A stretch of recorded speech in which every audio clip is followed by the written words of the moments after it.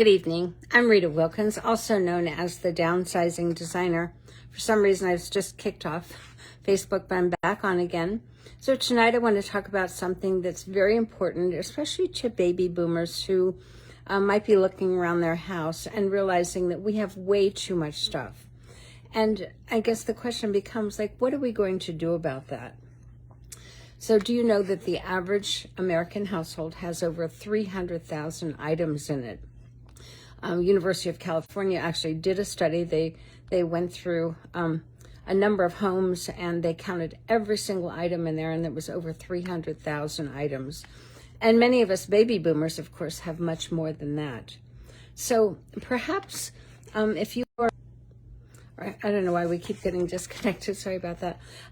Perhaps you become blinded to how much stuff is actually in your home, that you just don't even see it anymore.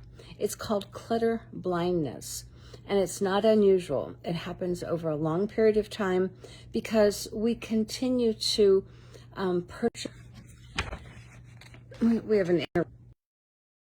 Okay, I'm going to continue, but we keep getting interrupted, and I apologize.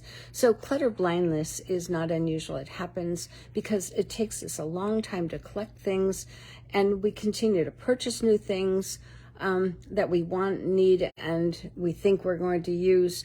And then we continue to receive gifts from other people that are either wanted or unwanted. And then we often inherit things from our family and from other people. So our big homes keep becoming a repository for way too much stuff. So how do you know when you have too much? These are just a few of the signal that you've officially crossed that line of way too much stuff. So even though you have a big house, every nook and cranny is filled and your big home feels cramped, even though you have plenty of space, you don't have enough room to actually enjoy your life. As an example, you have to clear off your kitchen counter just to prepare a meal. So a second way that you know that you have too much stuff is handle, so that you can just close your eyes. You don't even want to deal with it. And so you attempt to remove some of it, but then the task is so overwhelming, so you get discouraged, even disgusted, and you just put it off to another day. So if you exhibit any of the signs experiencing the impact of the burden of just way too much stuff. So when you feel this, you feel the impact of it every day. When you wake up, when you get home from a long day after work, or when you go to bed at night. You're stressed out, you're frustrated, and you're overwhelmed. So you even have difficulty focusing in your own home as you have way too much stuff. And you get that at some point, either you or someone, likely your children or your family, are going to have to deal with it. So you finally wake up and you realize that you have too much stuff, and then the question becomes, what are you going to do about it? So you're here tonight maybe for a reason. Maybe you're going to admit for the first time that you do have too much stuff, and that you're here with me tonight because you already have taken that first big step by recognizing that you have too much stuff and you need to start somewhere so you can begin the process of clearing the clutter so you can prevent further accumulation. So the second step, though, is to dig deep and understand why you bought so much in the first place and why you continue to keep it and why it's so hard to let it go.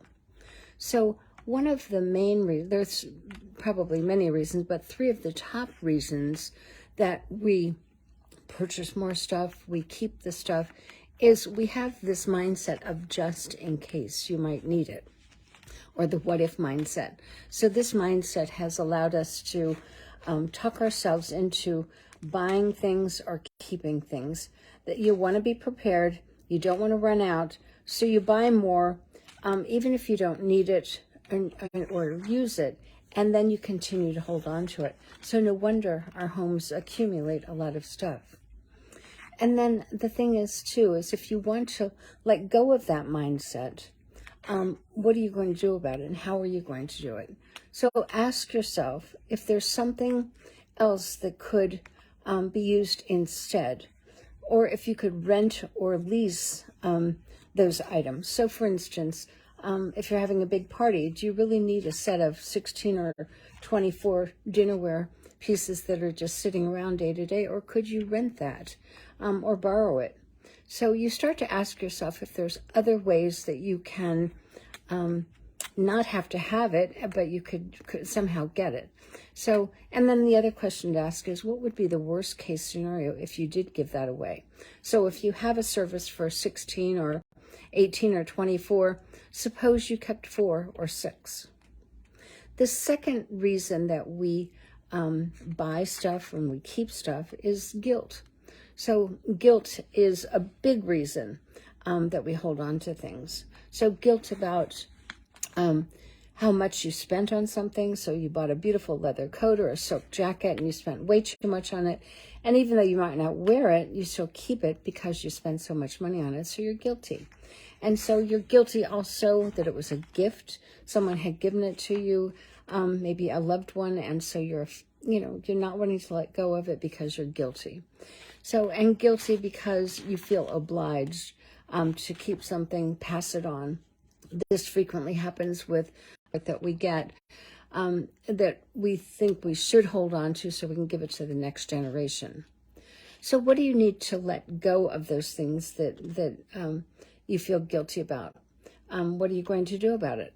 If you spend a lot of money on it, and that does happen certainly, maybe you just need to realize, okay, I made a bad decision. I shouldn't have spent that much money, but anyway, so just go ahead and let it go and chalk it up to just a poor decision. And then you could sell it or donate it.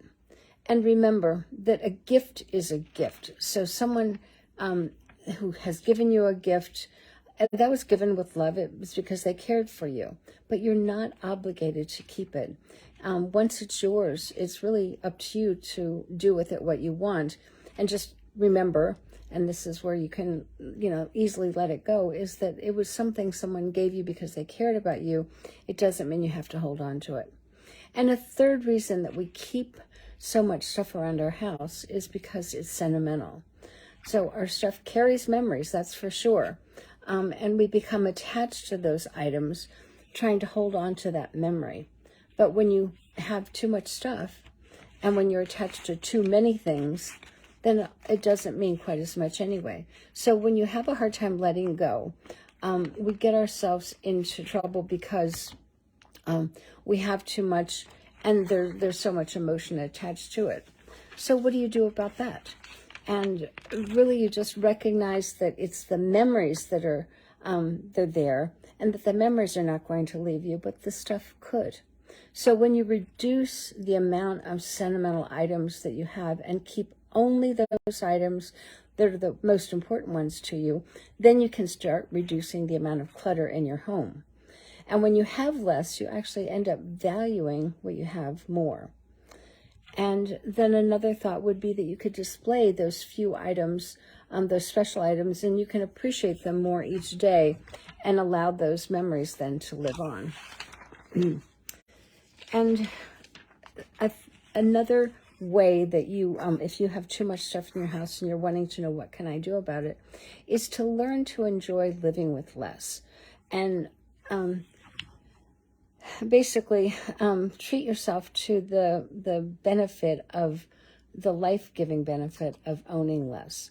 So with that being said, stop buying more, be more intentional about what you do buy only what you need when you need it. And then another thing is to stop stockpiling. We oftentimes do that if you go to the big box stores. But when you stop stockpiling, buy only what you need when you need it. And then the other one is to stop bargain hunting. So it's not a good deal if you don't want it or need it. And that's how our houses get filled with stuff. So learn to make do, enjoy living with less.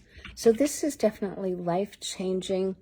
It's a new minimalist approach and a new way of thinking. And just admit that it is possible to not have so much stuff in your house.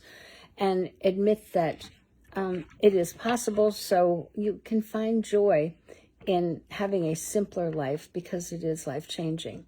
So baby boomers, I'm just suggesting that we wake up. We do have too much stuff. And my question to you is, what are you going to do about it? All right. Have a good night. Thanks for joining.